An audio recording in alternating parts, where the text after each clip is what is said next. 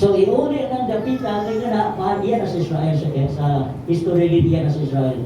Ikaroon ka ng laws na, wala na ginagamit sa mga Muslim. Wala na. Kaya may nakasulod nga mga media people, ipicturean, individual, wala hugaw sa sunod. Ilan na nangibutahan nila para di magamit sa audio, kaya suko sila sa audio. In fact, wala na nila gigamit, wala na nila. Tuwa sila sa Mecca, Gasimba.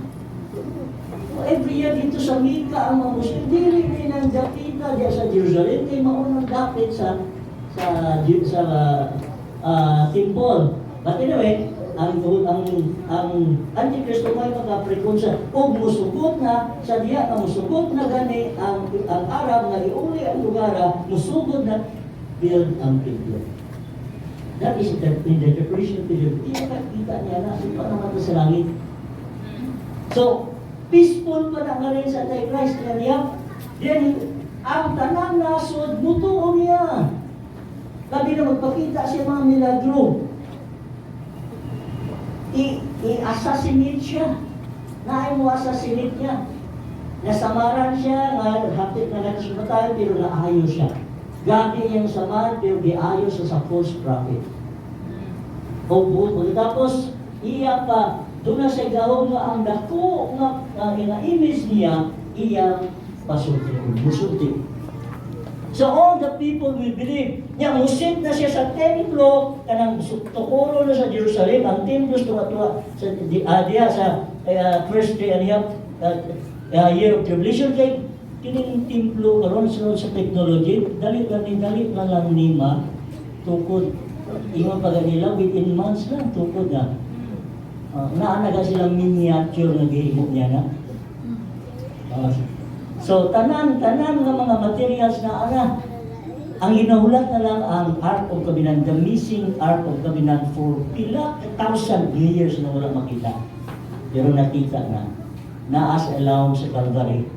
Dito gikan sa temple, na adiay gibutang na tunnel, tapos i-sealed na nila sa mga pares before i-atake ang Babylonian Empire na giguba ang templo, giguba ang... So ang mga dito gidala sa press, dito sa ilaw, dito sa cave, dito sa may... Calvary, it is a hill of rock. Dili na ng iuta, rock na siya, solid rock. Dito sa ubos, dito nagibutang Ark of Covenant, table of shewbread, dito nagibutang ang candles, 7 candles. O dito, now listen, sa diya nga si Kristo namatay sa cross, ni-shed ang tanang dugo niya. Ni-shed ang tanang dugo niya, nilinog. The Bible says there was an earthquake, great earthquake. Notice, and the rock was rent. The rock was rent. Kaya nga naman, sulit na nga rock ka ng hila, na-rent ang rock, ditong dugo niya, dito natulo ang dugo niya sa Ark of Covenant. The last drop, this is the blood of Jesus Christ.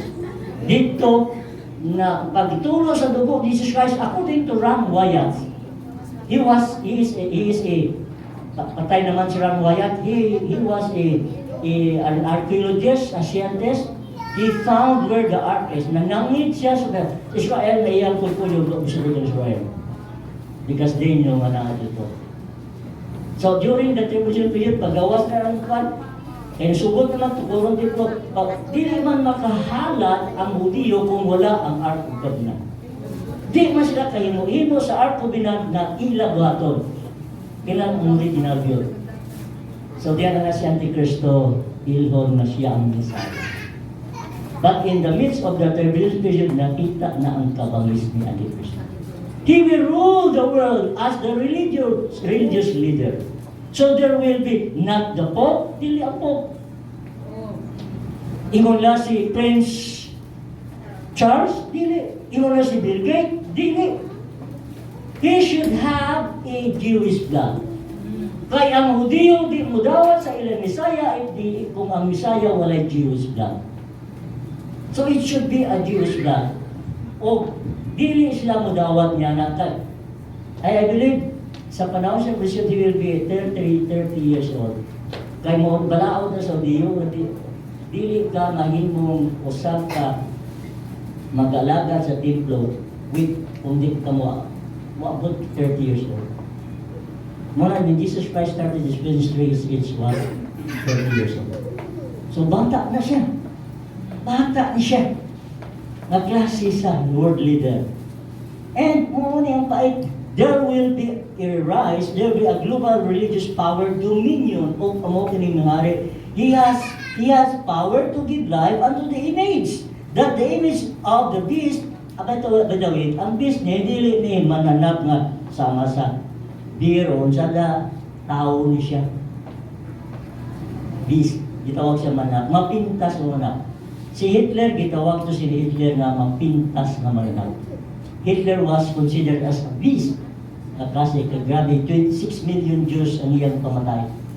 Di lamang ka na daghan di pamatay niya sa millions, di pamatay siya sa Europe. Secondly, there will be a global political power dominion. Kining world leader, hindi lamang religious leader pa, siya, naa siya knowledge about political. He will be a political leader. There will be a global political power dominion. So, in Revelation chapter 13, 16 to 18, he causes all, both and great, rich and poor, free and bond, to receive mark in their right hand or in their foreheads. Padawa to niya of mark. Here is wisdom. Let him that has understanding count the number of the beast, for it is the number of a man, his number is 636. 666. Now, listen. Naitabo. Karon sa atong panahon, naana niya ang gitawag introduction sa mark of the beast. The vaccine, World Health Organization tries to convince world leaders to implement among their people is just a preparatory move that will precondition people's mind to submit and be prepared to accept the coming global dilemma that will follow. If this exposition of this lady doctor in a video, padalaan ko sa kamo video diya sa atong kuan is BBC Cebu, i-deny magina sa upat. By the way, ang virus, man-made na siya. Virus gina siya. Protein na siya. Ang virus, i-develop nila into a kind of virus nga dali makakuha sa lawas na kay protein lang siya. Protein. So kung tinuod niyo sa doktor sa video about the vaccine that contains RNA, nanoparticles na metallic and luciferous dye, kung tinuod ni, then there is a possibility that they will also be used in connection with the mark of the beast in that evolution period. Kay matod pa sa doktor, the RNA will alter human DNA. I-alter ang atong human DNA. Wala man niya explain kung sa pag-alter niya ni. Usbo niyang atong human DNA. Kining klase sa butang sa may matod pa niya. I know nga kung kaning giniwali na ako ni sa Facebook, may makapaminaw niya ni, tangtango ni nila. Kaya this is an exposition, of course, i-expose na po, expose of the things nga gina-deny sa uban. Dili basta-basta kining COVID-19. May bulong kung anong resistance of all the virus siya, doon na siya resistance. Grabe kayo. O mo dali lang mo bukuan sa atong lawas tungod kay nga lagi protein siya nga type sa klase sa virus. So, matod pa sa doktor, the RNA will alter human DNA while the nanoparticles na metallic will serve as an antenna that will encode the person's biodata from his DNA via 5G. Sa mga salita dito, ano yung mga nano? Robot na siya kuno. So metallic na siya nga nano nga may bawaan pilang heartbeat nimo, babalaan o sa dugo nimo, babalaan tanan biologically. Naa siya gitawag, there's something ning nanos, doon na sa imo, tanang data diya sa imo physically, o physiologically, tanang data niya na nilimo, tapos iyan ang i-encode pinaagi sa 5G. Now, sa Belgium doon na gitawag this computer, nga ang tanang mga ngalan sa tanang, the biggest computer in the world, nga ang tanan nga mga information nato to computer naka-encode dito. Naka-encode dito. Now listen. Wa may bitaw matatago ano. Wa may bitaw. Muna to ang 5G karon. Muna yung nagado kanila ang 5G Amerika wa mosugot ng 5G mosulod dito. Kaya kana ang 5G strong kaya na siya nga mong pick up bisan pa sa mga data nga ipatikuan sa nanoparticles na nasa atong lawas. And the luciferous dye, the word luciferous means substance nga luminous. And the word Lucy means light. Remember, Lucifer was the angel of light. An angel of light. An angel of light. Jesus Christ is an angel of light himself. Luciferous, gitawag na Luciferous kay nga na siya, hayag na siya nga luminous dahil nagibutang isabol kuno to serve as authentication mark that can be read by light scanner. So babawaan, kung wala ka nakapabaksin, babawaan. I-scan ka na sa light scanner, wala. Kung nakapabaksin ka, pag-scan mo, mag-load dito sa scanner na, nakay baksin. Wow. So, pait kayo na ni. And those, muna may tabo sa yan ang panahon. Yan ang panahon na. O, karon i-practice na karon ang mga nasod, ihimo na nila nga, di lang siya nang tawagan nilang, di ka na kabalibad. Di ka na kabalibad. Labi na sa gobyerno, kung trabaho sa gobyerno, requirements na sa tanan, required ka ng government, nagtrabaho sa gobyerno mo-agi vaccine. I don't know what kind of vaccine mo ni sa doktora. Gikan ba sa China? Gikan ba sa Russia? I believe kuya kung import ka ng Pfizer company. Kaya ang Pfizer ba i-develop sa vaccine ko? Okay. So, politically, karon mga wo gina-implement, ginakuha nila mga world leaders nga ginanan buhaton gina. Karon si Biden mo nang buhaton ni Biden. Ambot lang sa Pilipinas, Duterte, asam nang baon niya, kung niya sa Russia ba? Dili na panuoy, dili na ng baksina, dili na vaccine nga makaayaw, makaprotect nimo nato sa COVID, dili. Daghang mga doktor na upos niya na. Ato na to sa kwan, ato na to sa pinaga, katulog. There will be a global economic power dominion. Kini sa economic. Revelation 13:17. Once gani nga mamarkahan, kung wala pang marka, verse 17, and that no man might buy or sell save he that had the mark, or the name of the beast, or the number of his name. So kung wala ka marka niya na, wala ka mark the beast, di ka kabaligya. Now today, people cannot buy and sell without the quarantine pass. In almost all big cities in our country. Of course, sa mga probinsya, magkapaligya, magkapaligya sila. During the tribulation period, people cannot buy and sell without the mark of the beast on their forehead and hand. Those who refuse to receive the mark will be killed.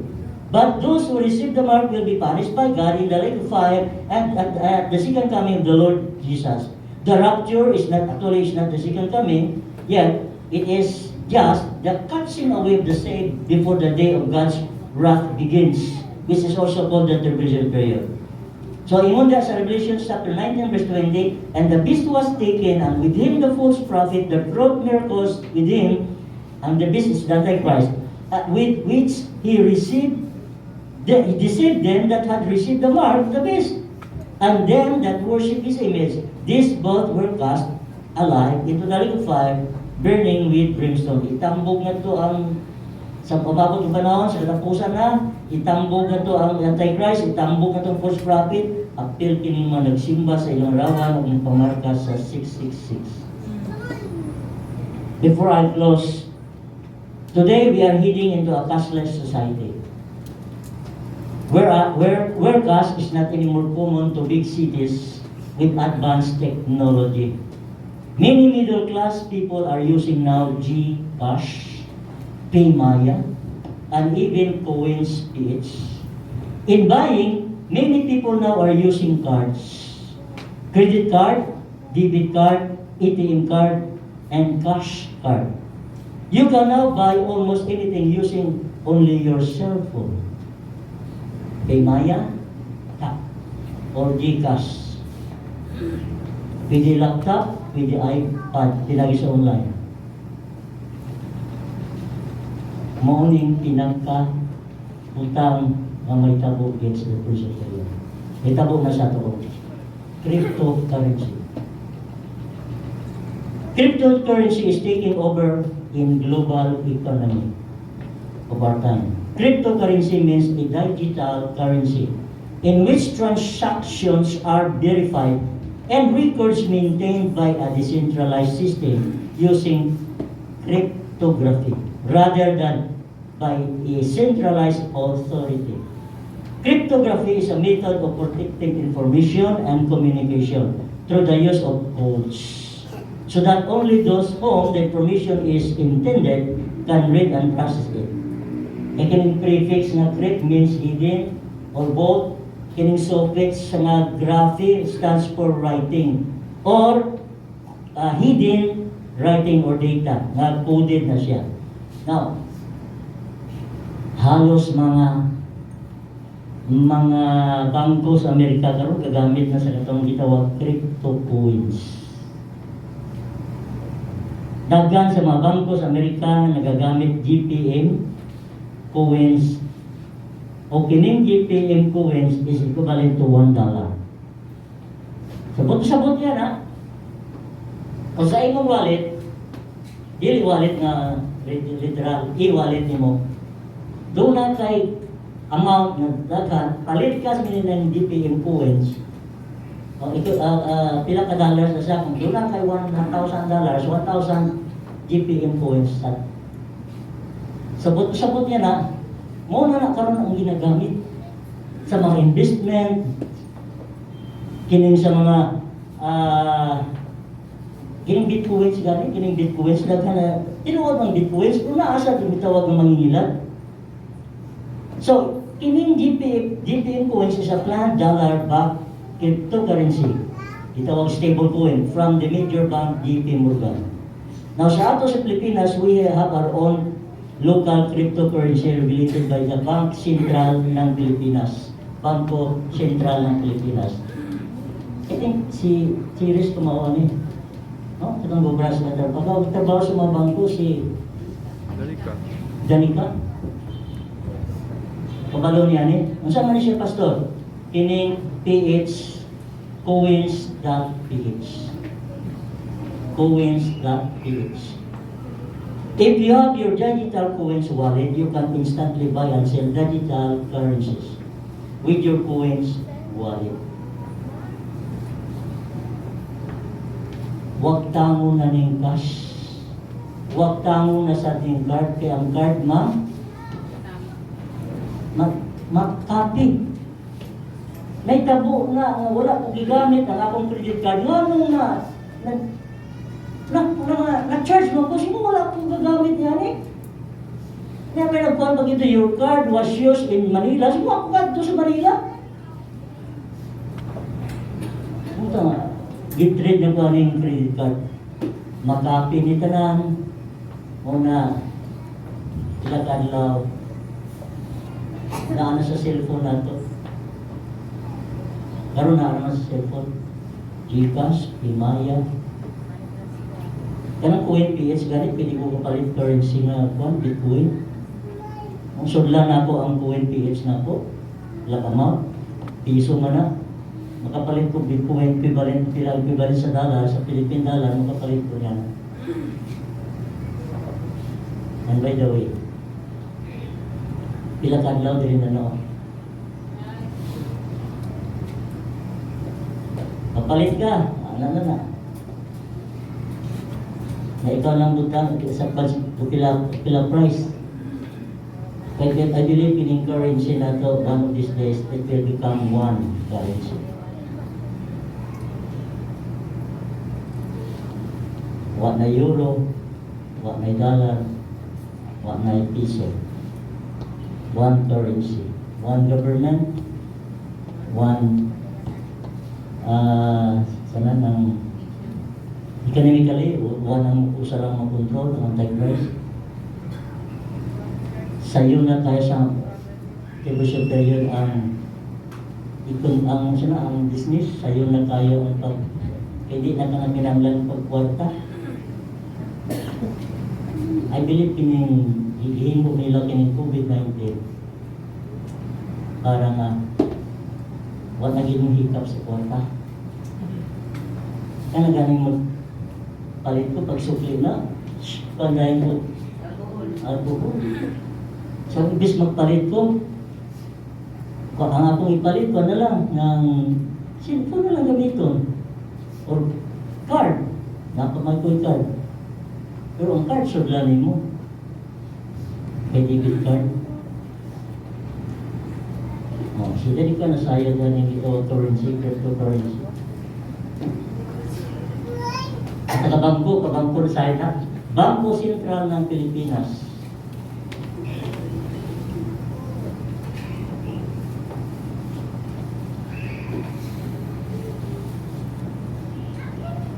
Balik kong basa. Sa ato Pilipinas, we have our own local cryptocurrency regulated by Bangko Sentral ng Pilipinas through coins.ph. Kung doon na kay digital coins wallet, you can instantly buy and sell digital currencies in other countries with your coins wallet. Nga naman naghihimo man karon para kagiridi, gi-prepare ang mga tao nga maabot sa kaming gitawag one currency. Hasta di na ng kwarta ang gamiton. During the depression, I believe dili na. Dili ka kapalit kung wala ka mark. 666, dili ka kabaligya kung wala kay mark. So magpalit tayo na sila, o na. Kadumdum mo sa lida nga ilang agwan, life dire sa ilang kamot. So may life ang palit, anak lang. Yung ilan lang nabilin sa ako. Tagain ko tagaan sa siya. Tanong ko mo na sa lida. Anak-anak sa lida pa lang, pero gasiga lang na nila din. Pero ang ilang currency, nasa silang life. Mahulot ang currency nila, mahulot ang life nila, wala na. Patay sila diya-diya. So, Revelation chapter 13 sa gibasa na to, verse 15 to 18 talks about the time when there will be a global religious power dominion. Nabasa na to sa verse 15. The time when there will be a global economic power dominion. Dominion, usa na magdumala. Verse 17. And last, verse 16 and 18, there will be a global political power dominion. Kining buga ni kontrolahon sa mga tao ang World Health Organization. Nagkaroon ang United Nations, hindi pa man kabuot sa nasod. Hindi pa man kabuot ang United Nations sa nasod. And last, kining global economic power dominion. Makontrol nimo ang religious sector, makontrol nimo ang di lamang religious sector kundi ang government. No? Ang government, pag dumalahan sa kalibutan, tanang mga pag dumalahan sa kalibutan, makontrol ni mong ekonomiya sa kalibutan. Ang kwarta, Wala na. Wag yo'y musupak nimo. Muna nga si Antikristo, ang dili muyugpo sa iyang larawan pagtyo. Ang dili magpamarka sa iyang mark of the beast o iyang alam diri sa aktang, diri sa kamot, pagtyo. Maunang itabo. Karon, dili guro ka magpabaksin, ang damon ko sa trabaho. Pagkakalo, kung implementa na nila, manimo na ng balao. Hapit na ka sa rapture. Hapit na ka sa rapture. Kaya kanang barcode lang gani karon. Whom I believe, the mark of the 666 is already in the Bible. Pero wala pag-ibutang dali. Kaya giwat pa nga ang mga taong ma-injeksyonan tanan sa vaksin. Sadya ma-injeksyonan sa vaksin. Bisag di pa nimo isulat ang nanoparticles mo ko nang mukulikta diya sa imo. Ay di pa tayo mind mo siguro. Ito no. Ang sa mind mo. Sa ibang thoughts nimo. Mabasa na kaya kung ano, connected ba sa DNA na to?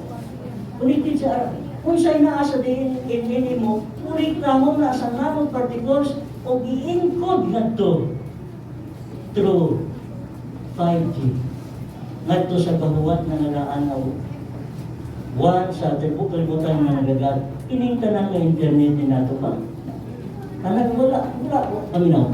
Wala na'y sikreto sa internet. Mahak pa man gani na ang FBI gani. Mahak pa man na gani. Kanang pinagsikreto na ginadagan, kanang pwede na ginang firewall, yung kanila, mahak pa man gani. Once gani, katiya, kanang Facebook na, ginabutang manimo tanan ng imong kuwatanan, kanang data, ginabutang imong tanan. Nakalikod ito, plus kung nakadawat ka na sa vaccination. Bago ka nag-get ang imong tinugod na data sa imo. I hope gusto na napit ng balik. My point is this. Tungod nini, kini nagpakita lang sa kamin what will happen in the future. And we are now close to the time when these things that we atong isbutan will take place. But before that, rapture will take place. Are you ready? Ang ligining atong kapitik karon. Di master yan eh. Classmate ng mini pastor ng Bishop of Isisula, pero siya master niya. So, kinanglan, kambitan ko mo, kung tangal kong makuhan sa nursery 100 na atong 100 plus persons, packs. So, bilang tawa, nakabot siguro, wala nang sa 60-70 ta. So, kapag-invite ko na. Imbitara katong wala ka masave. Imbitara sila katong wala ka masave, magaminaw sa tulong sa Ginoo. Aron Maria nakita nila. Masamot ulit nila madagdag dugang dungagan ang ilang knowledge about what will happen in the future sa mga book based on the prophecy, prophetic lessons or message na i-introduce na ito ni Pastor Martin. So ano kung may langayan na ito? Let us be faithful. Amen? Let us be faithful. Kaya ang Ginoo mo na ginaulan sa Ginoo. Pag-abot niya, He will find us faithful. Father in heaven, thank you so much sa giyatan ng panamang mensahe sa tumupulong. I know this is a complicated kind of message because there are things that are connected with science, things that are connected with what is happening in our world today. It is what we learn is from the Bible principles, but we just relate it to what is happening in our time today. That is also related to what you have recorded in your word, dear Lord, sa maabot ng panahon na gitawag na tribulation period of the day of God's wrath. So what we are seeing now sa among panatay, Lord, we know na kadung na diya. Ini nagpailan na nga ang iyong pabalik kapit mo. Kung sa nakita na mo ito na sitwasyon na mo, and we are facing the worst crisis in the world compared to what happened in the past. And we know that the worst of all the worst of the worst will happen in the coming future. So tabangay kami Ginoo, mga katawan ni mo that we're able to be faithful to you. Labi ng gabot, padula mo ang rosary, and help us, Lord, to tell others also about the Lord Jesus Christ and the salvation that we already have, so that we can, by your grace, be able to see their needs of salvation and put your trust in the Lord Jesus Christ for their salvation. Lord, thank you so much. Thank you, Lord. In Jesus' name. Amen. Okay, mag-offering sa ito before kita